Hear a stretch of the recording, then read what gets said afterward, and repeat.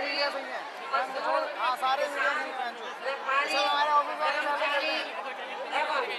अन्य और जन विरोधी गलत नीतियों व गलत कार्यकलापों के कारण अब यहाँ प्रदेश के लगभग 22 करोड़ जनता ने पेश करने की हिम्मत अभी नहीं जुटा पा रही है। इसके साथ अब कांग्रेस पार्टी भी गठबंधन करके ये चुनाव लड़ रही है। इस कांग्रेस पार्टी ने आजादी के बाद जहाँ उत्तर प्रदेश में लगभग 37 वर्षों का और केंद्र में भी लगभग अपनी गलत नीतियों व गलत कार्यशैली की वजह से केंद्र के साथ साथ आपराधिक सांप्रदायिक भ्रष्ट व जंगल राज आदि का माना जाता है। ऐसी स्थिति में अब आप लोगों को व प्रदेश की आम जनता को भी ये तय करना है कि क्या वे ऐसी पार्टी को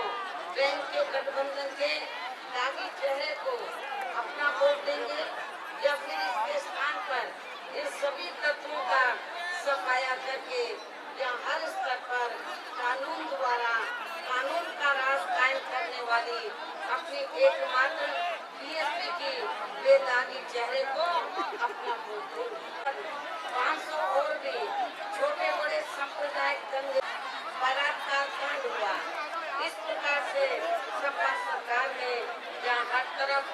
असुरक्षाकाली पेंशन योजना है, जिसका पहले मूल नाम महामाया गरीब आर्थिक मदद योजना अपना बेस रोटी तो घंटों में बचे रह जाएगा और यदि ऐसे हालात में खासकर प्रदेश के अल्पसंख्यक समाज के लोग अपना जोड़ी वोट सपा के उम्मीदवारों को देते हैं तो फिर उनका वह वोट पूरी तरह से न केवल बेकार ही चला जाएगा बल्कि इसका सीधा फायदा यहाँ बीजेपी को हो सकता है। इसलिए मैं आप लोगों से पूछना चाहती हूँ कि क्या केंद्र की सरकार बने हुए अब लगभग 3 वर्ष हो चुके हैं। मैं आप लोगों से पूछना चाहती हूँ कि क्या इन 3 वर्षों में किसी भी गरीब के खाते में 1 रुपया भी आया है? मैं अपने किसान भाइयों से भी ये पूछना चाहती हूँ, क्या किसी भी किसान का कर्ज माफ हुआ है? मैं समझती नहीं हुआ। लेकिन इनके लिए दोनों इस प्रकार से इनके लिए दोनों मुख्य चुनावी वादे अब यहाँ अन्य राज्यों की तरह ही केवल हवाई व कोड़े खुले वाले ही रहे हैं। इस प्रकार से बीजेपी की केंद्र की सरकार ने अपने लोकसभा चुनावी वादों का अब तक लगभग 1/4 हिस्सा भी पूरा नहीं किया है और जिसमें से जनता का ध्यान बांटने के लिए अब तक इन्होंने किसी किस्म की नाटकबाजी की है जो आप लोगों से छिपी नहीं है। बहुजन समाज की आन बान शान आयरन लेडी बहन कुमारी मायावती जी आज गाजियाबाद में मेरे पीछे आप देख रहे हैं मंच से जनसभा को संबोधित कर रही हैं। अपना समर्थन देते हुए बहन जी को ये चेता दिया है कि बहन जी आप संघर्ष करो, हम आपके साथ हैं। बहन जी आप संघर्ष करो, हम आपके साथ हैं। इन्हीं नारों के साथ ये जनसभा आज बहन जी संबोधित कर रही हैं गाजियाबाद के अंदर। आप देखेंगे मेरे पीछे बहन जी संबोधित कर रही हैं और इधर बहन जी को देख रहे, बहन जी को सुन रहे लाखों की संख्या में उमड़ी बहन जी को चाहने वाले, बहन जी को मानने वाले, बहन जी को अपना समर्थन देने वाले, बहन जी को अपना मानने वाले, बहन जी को अपना आदर्श नेता मानते हुए आज जो भीड़ यहाँ पर इकट्ठी हुई है, ये बहन जी को तन मन धन और अपनी जान तक भी देने को तैयार है बहन जी के लिए। आप देखेंगे बहन जी इन लोगों को किस तरीके से अपना वक्तव्य से इन लोगों को बांधे हुए हैं। धूप भूख प्यास के साथ ये लोग आज यहाँ पर बहन जी को अपना समर्थन देने में लगे हुए हैं। पूरी जनता जो बहन जी को अपना मानती है, बहन जी को अपना आदर्श मानती है और बहन जी को इस बार पुनः 5वीं बार मुख्यमंत्री बनाने जा रही है यूपी चुनाव के अंदर और बहन जी को अपना समर्थन देती है। आप देखेंगे लाखों की संख्या में गाजियाबाद में आज यहाँ बहन जी को चाहने वाले, बहन जी के समर्थक जो बहन जी को सुनना चाहते हैं, बहन जी को देखना चाहते हैं, बहन जी को महसूस करना चाहते हैं, यहाँ पर इकट्ठा हुए हैं। राजीव साउंड आ रही है। अब ये लोग अपने समाज पर आए दिन हो रहे अन्याय अत्याचार भाजपा के अधिकार देते हुए अपने पूरे देश में समाज के लोगों के साथ में अधिकांश दूसरे ये है हमारा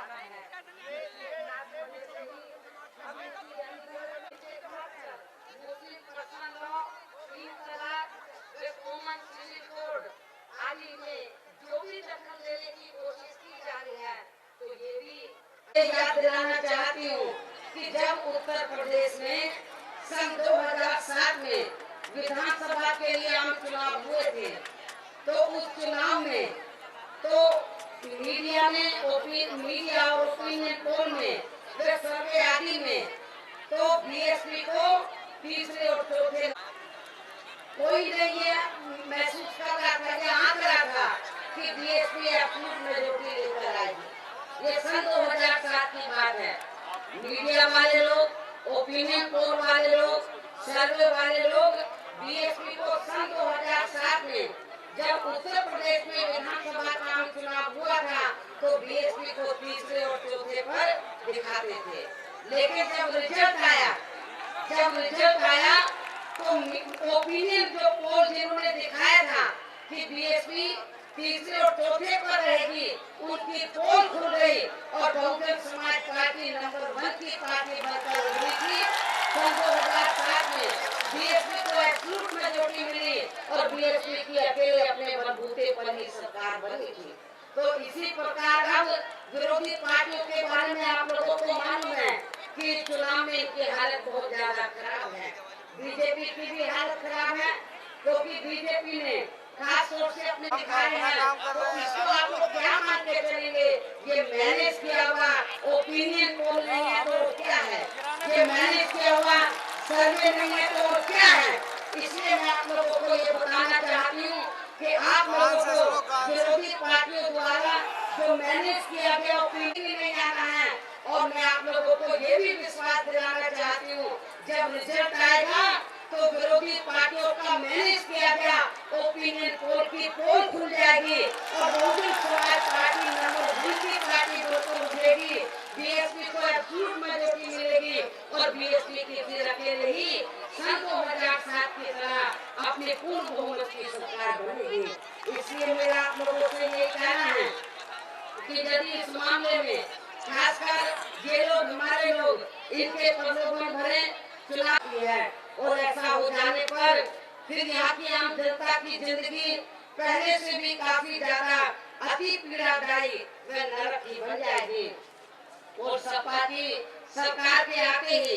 फिर यहाँ हर प्रकार के अपराध व जुर्म जाति पहले से भी कई गुना ज्यादा बढ़ जाएगी। और इस मामले में फिर यहाँ कितने और मुजफ्फरनगर, दादरी, बुलंदशहर व मथुरा आदि कांड होंगे, तो इसका भी इनके वर्तमान शासनकाल से काफी कुछ अंदाजा लगाया जा सकता है। और यदि इस पार्टी के स्थान पर यहाँ बीजेपी सत्ता में आ जाती है, तो फिर प्रधानमंत्री श्री नरेंद्र मोदी व इनकी केंद्र की सरकार के लोग यहाँ नोटबंदी जैसे अनेकों और जन पीड़ादायी फैसले लेने के लिए और भी ज्यादा आजाद व बेलगाम हो जाएंगे, जिससे भारतीय संविधान में आरक्षण व अन्य और जो भी सुविधाएं मिली हैं, तो उन्हें फिर ये भारतीय जनता पार्टी व इनकी केंद्र की सरकार, यदि बीजेपी यहाँ उत्तर प्रदेश में सत्ता में आ गई, तो मैं आप लोगों को ये बताना चाहती हूँ, तो फिर ये भारतीय जनता पार्टी व इनकी केंद्र की सरकार अपने आरएसएस के एजेंडे के मुताबिक ही चलकर यहाँ मौका पाते ही या तो आपके आरक्षण को खत्म कर देगी या फिर आपके आरक्षण में अन्य सभी सुविधाओं को पूरे तौर से प्रभावहीन ही बना देगी। और इस मामले में खास सूत्रों से हमें ये भी खबरें मिल रही हैं कि बीजेपी उत्तर प्रदेश में अपनी पार्टी की सरकार के बनते ही फिर यहाँ सभी वर्गों के पूरे आरक्षण को वे अन्य सभी सुविधाओं को भी मौका पाते ही उन्हें कभी भी खत्म कर सकती है। खासकर दलितों व आदिवासियों वे अन्य पिछड़े वर्गों के लोगों को यहाँ बीजेपी को कतई भी अपना वोट नहीं देना है। अर्थात इन वर्गों के प्रदेश में अपनी पार्टी की अभी तक जितने भी रिकॉर्ड तोड़ चुनावी रैली अंदर अंदर स्वीकार कर लिया है। और अब बीजेपी यहाँ वास्तव में सपा व कांग्रेस गठबंधन से दूसरे व तीसरे नंबर पर आने के लिए ही ये चुनाव लड़ रही है। ऐसी स्थिति में अब यहाँ प्रदेश में बीएसपी की ही अकेले पूर्ण बहुमत की सरकार बनना लगभग तय है, जिसे मद्देनजर रखते हुए अब मैं आप लोगों को ये भी विश्वास दिलाना चाहती हूँ कि उत्तर प्रदेश में बीएसपी की सरकार बनने पर सर्वप्रथम यहाँ सपा के गुंडों, बदमाशों, माफियाओं, अराजक, भ्रष्ट सांप्रदायिक तत्वों के जंगल राज का सफाया कर दिया जाएगा और ऐसे सभी आपराधिक तत्वों को फिर जल्दी ही जेल की सलाखों के पीछे भेज दिया जाएगा, जहाँ की मेरी सरकार में सही व असली जगह होती है, ताकि फिर प्रदेश में हमारी बहन बेटियां अपने किसी भी जरूरी कार्य से दिन छिपे के बाद भी अकेले ही बाहर आ जा सके। लेकिन इसके साथ साथ यहाँ मैं ये भी कहना चाहती हूँ कि प्रदेश में किसी भी जाति व धर्म से जुड़े जिन बेकसूर लोगों को जबरदस्ती अपराधी बनाकर उन्हें वर्षों से जेलों में कैद करके रखा हुआ है, तो उन मामलों की हमारी सरकार द्वारा समीक्षा करवाई जाएगी और इसकी रिपोर्ट आने पर फिर ऐसे सभी बेकसूर लोगों को जेलों से रिहा भी करवा दिया जाएगा। इसके अलावा वर्तमान सपा सरकार ने जिन पीड़ित लोगों की थानों में एफआईआर दर्ज नहीं की गई है, तो उनकी विशेष अभियान के जरिए एफआईआर दर्ज करवाई जाएगी तथा उन्हें समय से न्याय भी जरूर दिलवाया जाएगा। इसके साथ ही मेरे पूर्व के शासनकाल की तरह इस बार भी प्रदेश के सभी वर्गों व धर्मों के लोगों के साथ साथ विभिन्न क्षेत्रों में लगे लोगों के हित व कल्याण का भी हर स्तर पर पूरा ध्यान रखा जाएगा और इस मामले में खासकर यहाँ सबसे ज्यादा परेशान हालत में चल रहे गन्ना किसानों की व इनकी अन्य और फसलों की भी बकाया पड़ी धनराशि का भी फिर बहुत जल्दी ही भुगतान करवाया जाएगा तथा इनकी सभी फसलों का उन्हें उचित दाम भी जरूर दिलवाया जाएगा। इसके साथ साथ मेरी सरकार में प्रदेश के व्यापारियों की सुरक्षा के साथ साथ ही आप लोगों को मालूम है कि जब से उत्तर प्रदेश में सपा की सरकार बनी है, तो जो हमारे व्यापारी लोग हैं वो बड़े पैमाने पर दुखी हैं। वो अपने आप को सुरक्षित महसूस नहीं कर रहे हैं, ना वो खुद सुरक्षित है ना उनका कारोबार सुरक्षित है और आए दिन तो पूरे उत्तर प्रदेश में किसी न किसी जिले में तो किसी न किसी व्यापारी की हत्या कर दी जाती है। अभी हाल ही में मेरठ में आप लोगों को मालूम है कि एक व्यापारी की हत्या कर दी गई। ये भी आप लोगों से छिपा नहीं है, लेकिन मैं आप लोगों को खास तौर से व्यापारियों को ये विश्वास दिलाना चाहती हूँ कि जब उत्तर प्रदेश में मेरी सरकार बनेगी तो व्यापारियों के जो व्यापारी तबके के लोग हैं उनकी सुरक्षा का पूरा ध्यान रखा जाएगा और उनके कारोबार में भी किसी भी गुंडे माफिया का दखल नहीं देने दिया जाएगा। और इतना ही नहीं, मेरा आप लोगों से व्यापारी वर्ग से ये भी कहना है कि उत्तर प्रदेश में मेरी सरकार में प्रदेश के व्यापारियों की सुरक्षा के साथ ही इनके व्यापार व कारोबार आदि से जुड़ी सभी समस्याओं के निदान के लिए भी एक अलग से आयोग का गठन किया जाएगा। इसके अलावा प्रदेश में बिजली, पानी, सड़क, स्वास्थ्य व अन्य और रोजमर्रा की सभी जरूरतों को भी समय से ही पूरा करवाया जाएगा।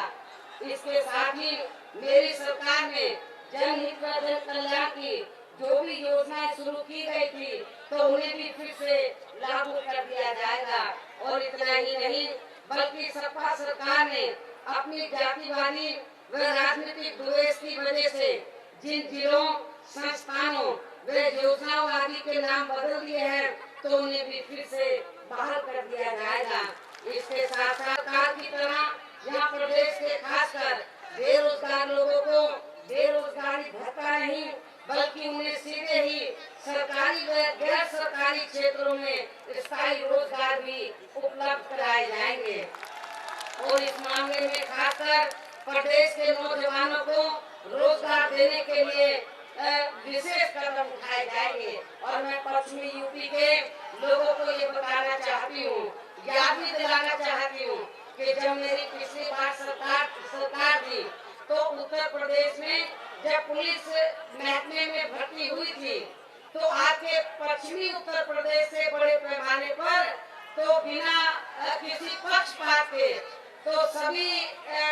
जाति के लोगों को का ध्यान रखते हुए बिना पक्षपात के तो आपके पश्चिमी यूपी में पुलिस महकमे में बड़े पैमाने पर भर्ती की गई थी। और भर्ती के दौरान किसी से भी 1 रुपया मेरी सरकार ने नहीं लिया था। किसी भी अधिकारी की हिम्मत नहीं हुई कि 1 रुपया वो भर्ती में रिश्वत के रूप में।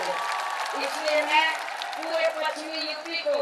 गाजियाबाद और हापुड़ जिले के साथ साथ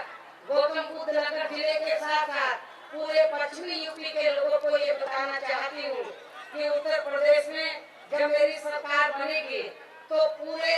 उत्तर प्रदेश में, वैसे तो पूरे यूपी के जो नौजवान जो बेरोजगार लोग हैं उनके हितों का ध्यान रखा जाएगा, लेकिन पश्चिमी यूपी के लोगों के साथ भी कोई पक्षपात वाला रवैया नहीं अपनाया जाएगा। और उत्तर प्रदेश में जो बेरोजगार नौजवान लोग हैं उनको रोजगार उपलब्ध कराए जाएंगे। विभिन्न विभागों में भर्ती की जरूरी ठोस कदम उठाए जाएंगे। इसके साथ ही प्रदेश में प्राथमिक स्कूलों में वर्तमान सपा सरकार की तरह अब बच्चों के सरकार द्वारा इन बच्चों को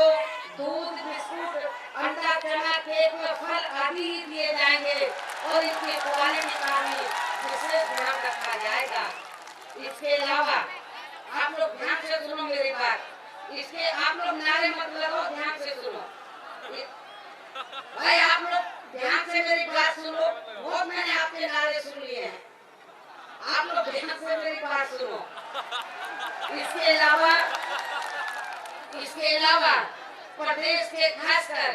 गरीब, मजदूर, छोटे किसान व अन्य मेहनतकश लोग भी जो बरसों से यहाँ छोटे छोटे कर्जों में काफी बुरी तरह से डूबे हुए हैं और उनसे वसूली के लिए बैंक वाले आए दिन उन्हें परेशानी करते रहते हैं। 1 लाख रुपए तक के भी कर्जे माफ कर दिए जाएंगे।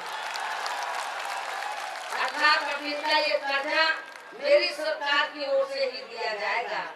इसके साथ ही प्रदेश के गरीब लोगों को नियमों के तहत फिर से यहाँ सरकारी जमीनों के पट्टे दिए जाएंगे।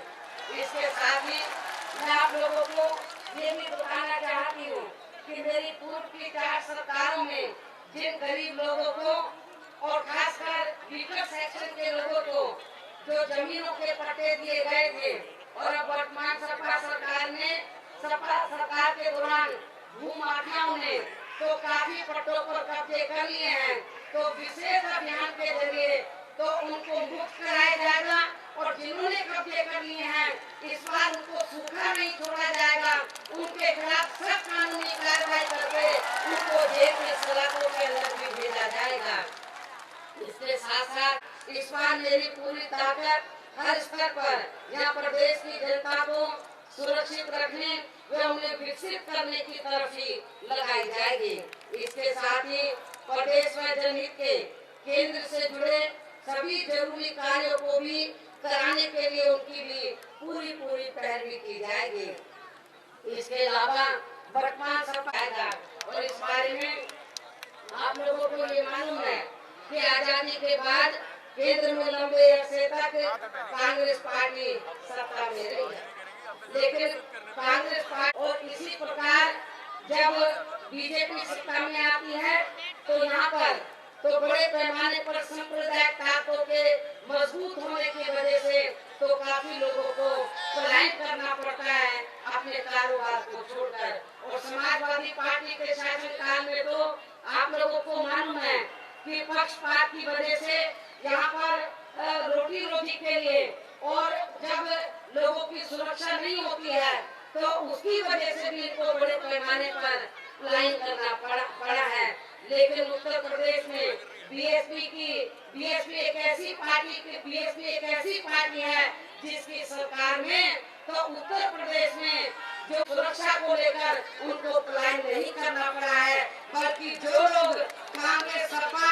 और बीजेपी के शासनकाल में पलायन करके दूसरे राज्यों में चले गए, बल्कि वो लोग वापिस अपने प्रदेश में आ गए हैं। और इतना ही नहीं, बीजेपी के लोग जो यूपी से बड़ा पलायन हुआ है, पलायन तो सभी पार्टियों की सरकारों के दौरान हुआ है, लेकिन सबसे ज्यादा पलायन हुआ है